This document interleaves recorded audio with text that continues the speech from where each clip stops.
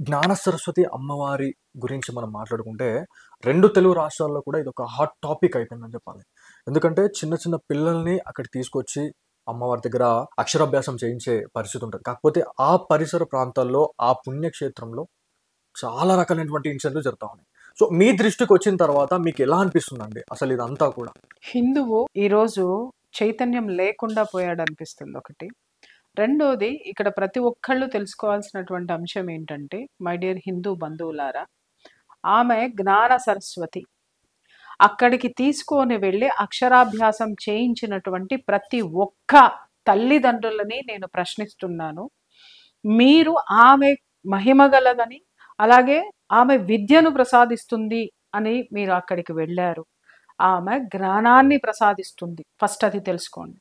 ఆ అక్షరాభ్యాసం చేసినటువంటి ప్రతి ఒక్కళ్ళు, చేయించుకున్నటువంటి వాళ్ళు, కొన్ని తరాల నుంచి ఉన్నటువంటి వాళ్ళందరికీ కొంచెమైనా జ్ఞానం ఉంటే, ఆ తల్లి ఇచ్చింది అని మీరు ఫీల్ అయితే, ఈ సిగ్నేచర్ స్టూడియో ఏదైతే స్ట్రింగ్ ఆపరేషన్ చేసిందో, నిజంగా అది చూస్తే నాకే అసలు కడుపులో బాధ సుళ్ళు తిరిగిందని అనుకోవచ్చు.